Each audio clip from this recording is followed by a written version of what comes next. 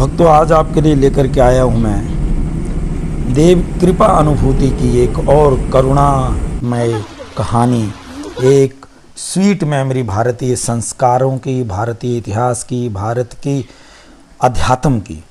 वो है माता शकुंभरी देवी का नाम कैसे पड़ा, शकुंभरी देवी। फिर शताक्षी नाम क्यों माता का पड़ा, फिर दुर्गा नाम कैसे पड़ा। इससे संबंधित जो इंसिडेंट है तो प्राचीन समय की बात है।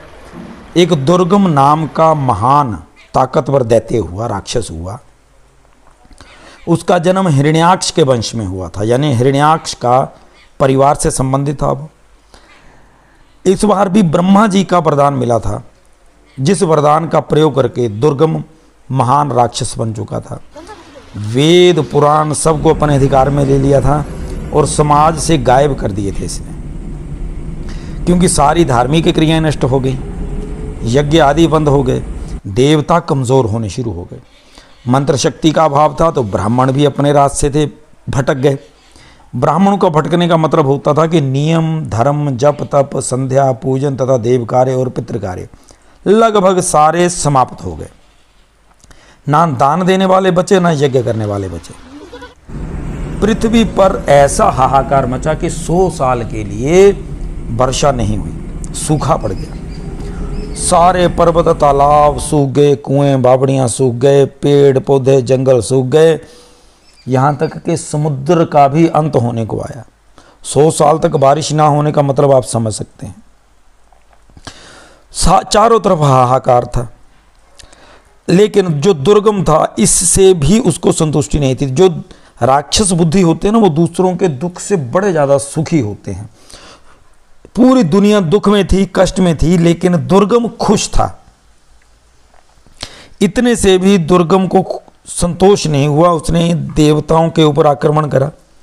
अब देवताओं के ऊपर आक्रमण करा तो देवता तो पहले से ही कमज़ोर हो चुके थे, क्योंकि उनको यज्ञ भाग नहीं मिल पा रहा था। मंत्रोच्चारण के कारण कम उच्चारण हो रहा था, उस कारण भी वो अपनी जो शक्ति थी वो उनकी क्षीण हो चुकी थी। अब जब देवताओं के ऊपर आक्रमण हुआ दुर्गम का, तो देवता वहां से भागे और उन्हें शक्तिभूता सनातनी महाभगवती महेश्वरी की याद आई। वे सब हिमालय पर्वत पर पहुंचे योग माया की शरण में।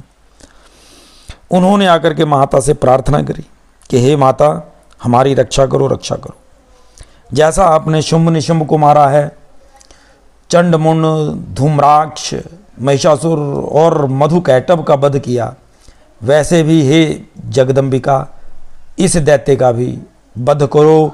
इस दैत्य से हमारे समाज को, हमारे पूरी सृष्टि को बचाओ।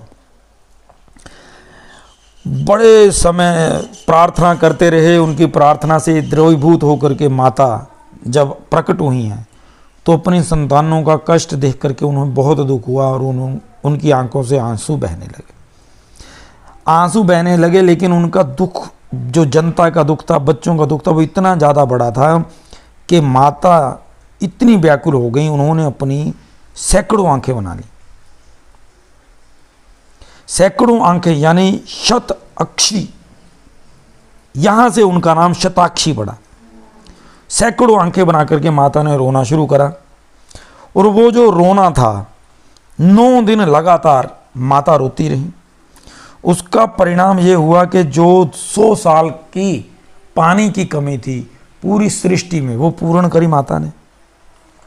उसके बाद अब वो सारी तो ठीक है, लेकिन लोगों के पास अन्न भंडार नहीं था, फल पुष्प नहीं थे खाने के लिए।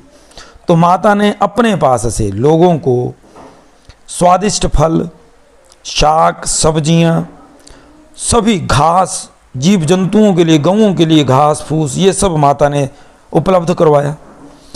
क्योंकि उनके भोजन से, अपने आप से माता ने ये सब चीज़ें दी। इस कारण शाक, सब्जियां और अन्न भंडारण भरने के कारण माता का नाम शाकुंभरी भी पड़ा, शाकुंभरी देवी।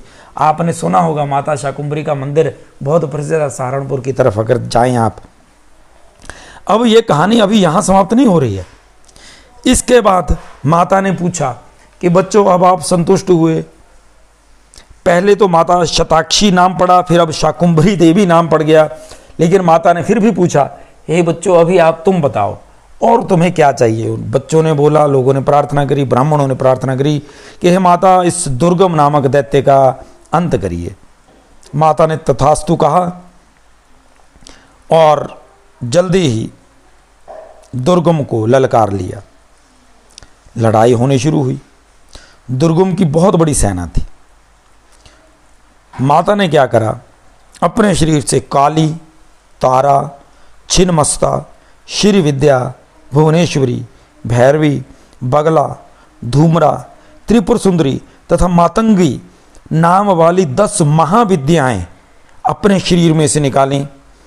वो अस्त्र शस्त्र लिए हुए थी और उनके साथ साथ असंख्य मातृकाएं भी उत्पन्न हुई, महिला शक्ति उत्पन्न हुई और उन्होंने दैत्य दुर्गम के विरोध में युद्ध में भाग लिया, दैत्यों का संहार किया।